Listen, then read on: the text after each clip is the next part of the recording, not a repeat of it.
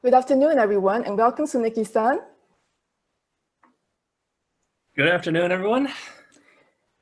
Today, we have Tsuneki Kaiho, Business Development Director of Sensible, an autonomous vehicle company from Finland. Harsh weather and conditions and different environments pose a challenge for AV solutions. Tsuneki-san will help to share about solutions for this. Tsuneki-san, over to you. Thank you very much. So hello again, everyone. I am Tsuneki Kaiho, and I'm very glad to be here. It's very exciting that I can talk to my Asian colleagues who tackled similar various situations and are in need of such solutions. So to get to the main thing, I hope everyone can see my screen at the moment.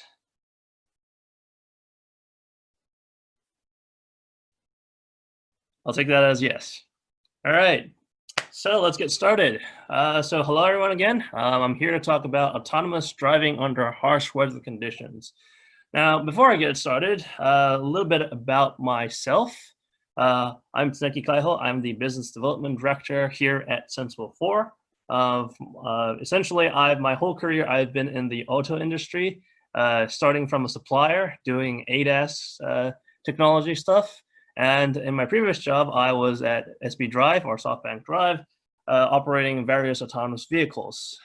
So yes, it's been my whole life. It's been about the latest and greatest automotive technology, and now I work at one of the best autonomous technology companies in the world, actually. So a little bit about our company. Sensible4, we're a Finnish self-driving technology company which develops full stack. Full stack has been everything you need for autonomous driving software to make it run autonomously. And we've just finished our Series A round this spring. We've grown into almost about 90 people, 16 nationalities, and we're in a really good state right now. And yes, today we hope to share you the latest in what needs to be done in the autonomous technology for us to experience the concept art that everyone was talking about. So let's get into it. So sensors first. We all know it. It's the eyes and ears for the autonomous vehicle. Now, every autonomous vehicle you'll see essentially will have a sensor on it, whether it's a LiDAR, a radar, a camera, ultrasonic, you name it. And the autonomous vehicle, this is used to do mainly two things. One is to obviously detect obstacles and also to position itself for the vehicle to say, okay, I am exactly here. I'm at, I don't know, Garden by the Bay, I'm at Tokyo Tower, whatever. Now, of course, the other thing is that a lot of vehicles or a lot of autonomous vehicles today also use GPS or satellite positioning. However, I can talk from my own experience, but this positioning isn't exactly that reliable at the moment. Yes, a lot of companies are doing their best to improve upon that, but it also is some of the reasons of the various accidents you see of autonomous vehicles around the world, where positioning errors might actually make the car stray from its route. I've experienced a couple myself, pretty much near missing a fatal accident. So the thing is, a lot of companies today are actually moving forward to SLAM, or what we call positioning by using of sensors, mainly the LiDAR sensor. However, even with this, there are problems. So mainly it's weather. So fog, rain, and snow. Now, these conditions generally block out 2 of the 3 sensor types. So for now, I'm going to stick with camera, laser scan, or LiDAR, and radars for now, because these are the 3 most common types of sensors you'll see on a autonomous vehicle. Now, for the vehicle to have full situational awareness, meaning it can obstacle detect and also position itself, having all the sensors, especially for a sensor fusion vehicle, is very much critical. And so when you get these blocks, you have various problems. Now, the main problems are, obviously, if a rain, fog, or snow blocks any of these sensors, you have issues. Now, the issues start from obviously a lot of clutter for the radar and lidars. Oh, sorry, not the radars, lidars. And so they often expect, or for example, for a lidar sensor to catch a raindrop, it will probably slam on the brakes and stop in the middle of the road because it will think that, okay, there's an obstacle in front of me. And my personal experience, when I was doing a autonomous vehicle testing in Chiba, which is next to Tokyo, this happened, and it pretty much slammed on the brakes in the middle of the road. The car behind us almost crashed into us. And so it's actually very dangerous for a vehicle to stop when it's not needed. And snow and rain definitely causes these situations. Now, with these totally sensors blind, that also causes a problem which I mentioned in the last slide, which is positioning. So SLAM or LiDAR or radar-based positioning does get, let's say, neutralized in these kind of situations. And so this is not just the rain or snowflakes, but it also has to do with things such as the rain or snow or even a hurricane, pretty much changing the scenery as you first mapped it. So for vehicles, just to recap, level 4 vehicles, you need to map the area which you're driving. And so the vehicle essentially moves by scanning the area as it goes and matching it with its internally recorded map. Now, snow, obviously, when it piles up, will change the scenery. Similar as sometimes rain or even a hurricane, which will blow away or fly in various objects. And that's if a lot of vehicles will stop because they cannot simply recognize the scenery from the previous map that they have recorded. And it's not just the snow and rain, but the effect that they have on the environment, which also directly impacts the vehicle. And so these are issues that we have in today's various operational environments, my experience included. And so you need to actually change it. Now, of course, various suppliers has come up with various ways to counter this, like putting a wiper on a LiDAR sensor or your camera, trying to make the LiDAR better so it can see through it, yada, yada, yada.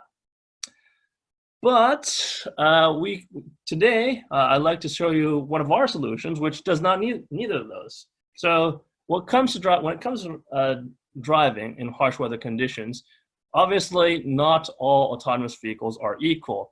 Not just because you use the same technology, but the software or how the vehicle works is definitely what makes the better or bad at harsh weather conditions. So, in a nutshell, what I mean by that, it's not the sensors, it's the way we use them. Specifically, how the software uses the data it gets from the sensors. So in our Sensible4's technology, we actually do use the same sensors. We use a Velodyne, we use a normal automotive radar you have on your Audi or BMW. We use the same cameras that everyone else is using. The only difference is we use a very different algorithm or let's say, positioning method, which uses probabilistic approaches. Now, I'm not going to get into the really nitty-gritty details of this, but essentially what this does, it doesn't see the world as in if there's something there or not. It's not a 0 to 1 thing. It's more of a probabilistic model where it essentially says, okay, there's a 60% of a possibility that there's something there. So you see this sort of house that I've sort of rendered here. This is a similar model in which our actual vehicles actually see the world, as in, okay, there's a definite possibility that there's a house here in this probability, in which case this actually is very good at filtering out snow, rain, and fog. Essentially, things that are not, they're there, but they're not harmless to the vehicle in the actual operation. And what this does is it drastically increases the operational rate of an autonomous vehicle, which in one study, it says that it's lower than 30% in some cases. So this removes outfilters, water drops, and fogs, which makes the automotive or autonomous vehicle operate very smoothly and very consistently. And this also can negate effects that I've just talked about, such as heavy rain, snowfall, and hurricanes that will change the scenery. In which case will essentially result in a totally different map when you're running then than when you actually mapped it. So essentially, in a nutshell, all-weather autonomous driving everywhere is our motto. And autonomous technology, and right now, Sensible4 is the only autonomous vehicle or autonomous technology company that can do that. And so, yes, I kind of went way faster than I expected to, but for now, I guess I can take some of the questions. So yes. So first question. My question is, what will replace the LiDAR? What about sonar? Good question. So first off, right now we believe that the LiDAR will be here for a while. I would say that it is definitely one of the best sensors that is capable of doing positioning and obstacle detection at the same time. When we make an autonomous vehicle, it's very we need to keep in conscious that we don't want to make the vehicle into a sensor monster where you have the whole vehicle is surrounded by sensors and one costs a couple $1 million. We don't want that. And so the LiDAR is actually a pretty cost-effective solution in that sense that it can have a dual role. Sonars is very good for close range detection, but it does still struggle with long range detection. And if you want the vehicle to go more than 20 kilometers, or actually 20 is actually pushing it for the sonar, but let's say if you want to go faster than 20 kilometers, we'll need a slightly better option to essentially detect and position long range objects. I hope my question answered your thought. Oh, sorry, I answered your questions. So yes, next question. Do you still require HD maps given these sensors technology that you use? Yes. Well, actually, yes and no. So HD maps, a lot of companies are actually working on this. I understand. For instance, in Japan we have DMP. In Finland we have something else. It's for most autonomous companies, at least from our point of view. We usually have our own format right now, but we are definitely willing to actually adapt to various map vendors. So we will eventually be able to adapt to various HD maps or dynamic maps, as they call it. But in most cases, we will map when our vehicles go there. It will map the location when we prepare, anyways. So. For now, it doesn't make that much of a difference. Eventually it will, though. All right, next question. Do you still require, sorry, I'm going on. How far away from a truly self-driving vehicle that do not crash, i.e. Minority Report? The industry is not there yet. Yeah, that's a good one, actually. So yes, when I also see Minority Report, but the biggest difference between what we do in real life and Minority Report is we don't actually drive in a lane that is dedicated for vehicles. Obviously, we drive in situations where people are walking all over the place, as well as bicycle, like especially Uber eats bicycles, which is very annoying, and various things like that. And so it's very much that it's very hard for autonomous vehicle companies to actually promise there will be no such thing as crashes, because it doesn't have to be the AD vehicle's fault. It could actually be let's say a college student trying to test out what the features are and pretty much jumping in front of a car that's going 50 kilometers, which is technically not.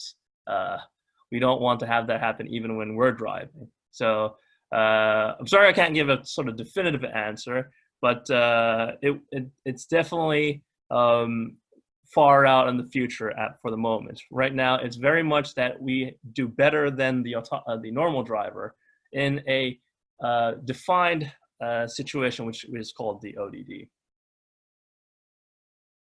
All right, next one. With regards to probabilistic view of the environment, will this require even higher safety standards? I hope my car stops all the time instead of most of the time avoiding accidents.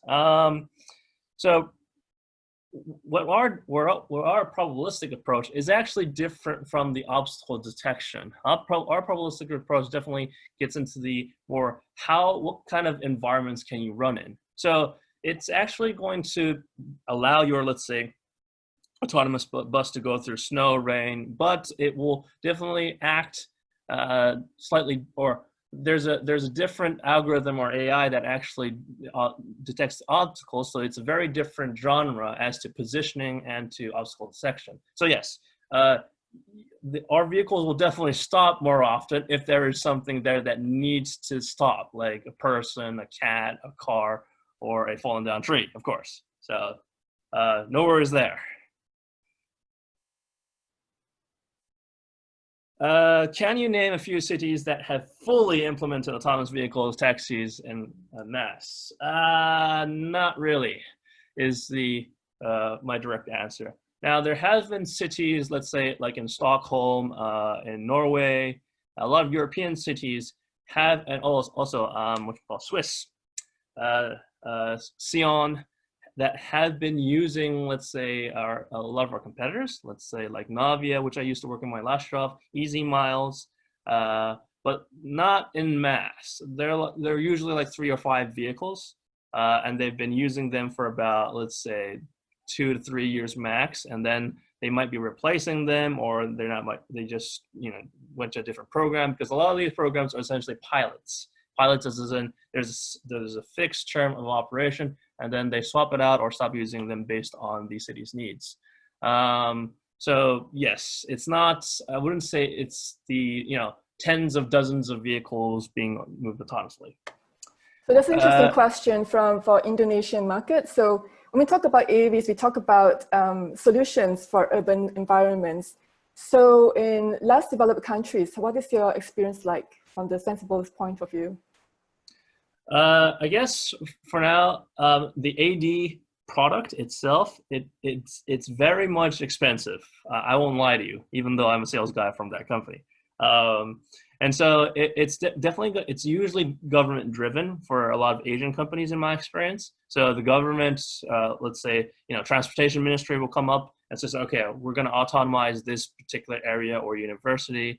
And so right now, to be completely honest, it's definitely in the stage where how can we adapt this technology so it works in particular parts of Asian cities with a particular use case. So it's definitely not there at the point where a company buys 20 of these things and scales it up from 0 to nothing in a rapid pace.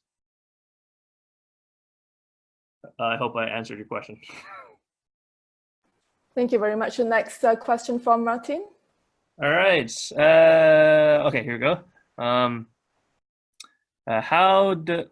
Was it this? How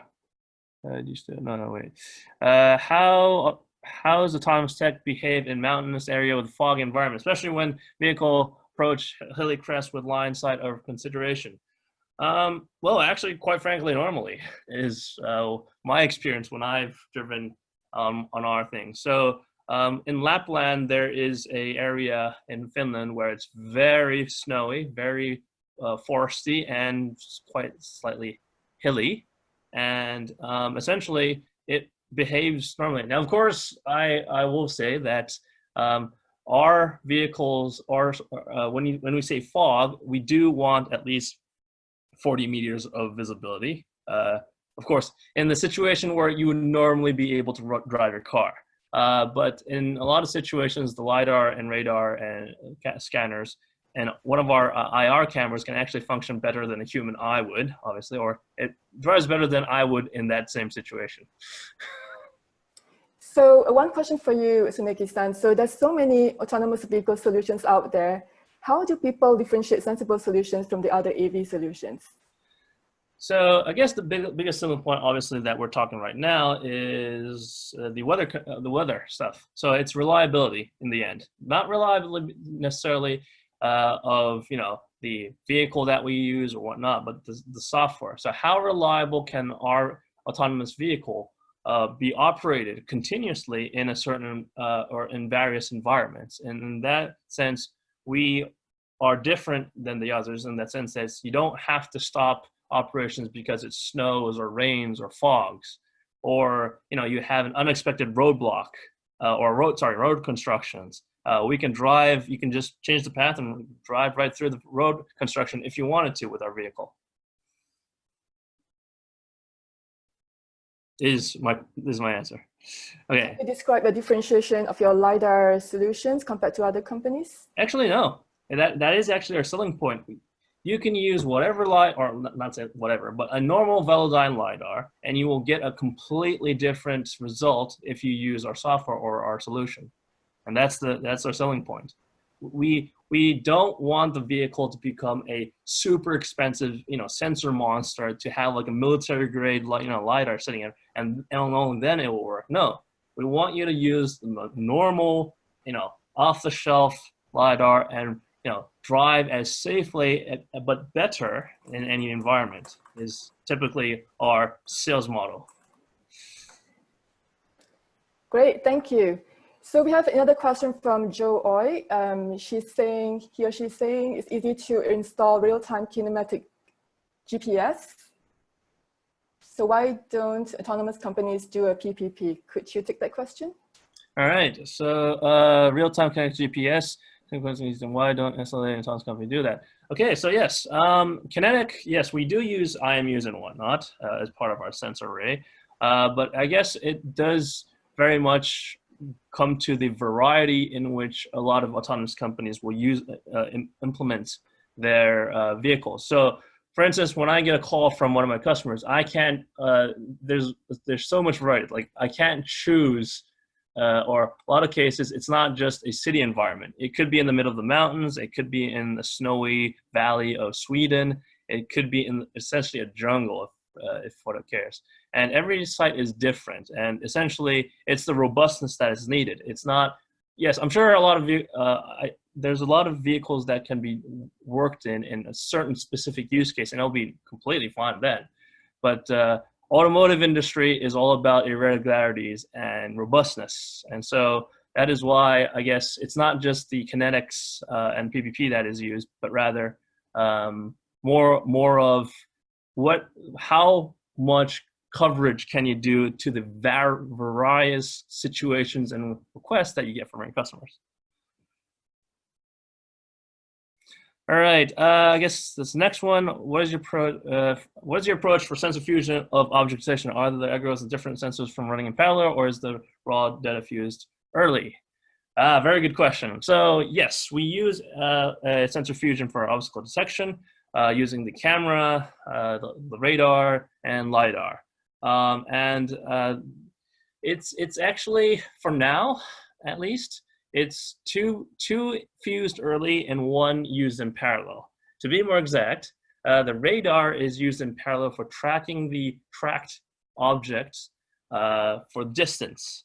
The camera and LiDAR is used to classify and assume the position of that tracked object for the next 3 seconds.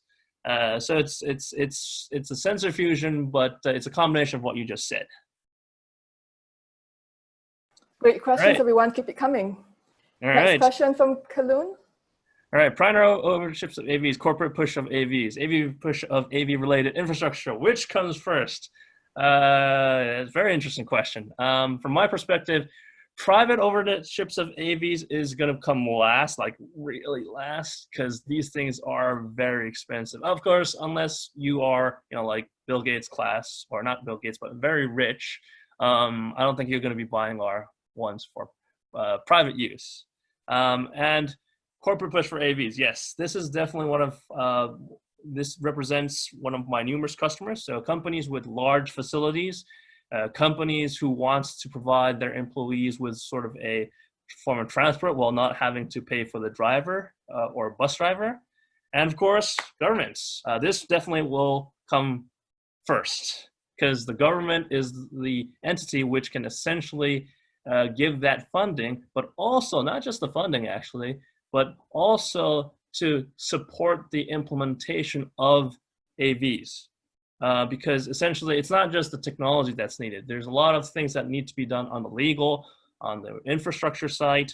So it's unfortunately not not just the technology, but the entire industry is not rigged where you can just drop an autonomous vehicle down where you near you live. So it would definitely be governments, slightly followed by private companies, and very, very last private, like us. All right, moving on. Are you using open source for object recognition or object detection? Nope, it's all in-house. So going back to my original slide of we're a full stack autonomous company. Full stack means pretty much every component that is needed to do the autonomous driving is made by us and our engineers. All right, moving on. What is your opinion about mixed traffic environment in which AVs will run with other Nova vehicles? In all honesty, right now, we will have to. We are expected to run in mixed traffic environment. In Pasilla, when we did our pilot for our 50 days, it was completely mixed traffic. You had motorcycles, cars, and people all at the same time. And essentially, most or any AV vehicle that can run with mixed traffic will, because essentially our customers aren't really interested in a AV vehicle that can only run in closed environments. They expect pretty much the same thing they expect out of your local bus. Of course, there will be companies that do that, which are, let's say, our vehicles, we only do closed environment, but it will be really cheap. There are companies like that out there. All right, moving on. I'm keen to implement AV in very large private area. How can I start? Well, one, you can all definitely start by calling me, but but yes, it will definitely be usually as an AV companies, when you go to us or anybody, they'll say, all right, what is the use case? How does your site look like? What's the course you want us to run? And then I'm sure the sales guy will start talking to you about how good they are and what the price is. All right, thanks very much, Tsuneki-san, for the engaging session. We do have another mobility webinar after this, so do join the TUM Creates webinar. It's about how to deploy public service transportation in the city. And my colleague Serene will share the link with you in the chat. And we hope you enjoy the rest of the week. Thank you so much for joining us. Thank you very much, people. Thank you for listening.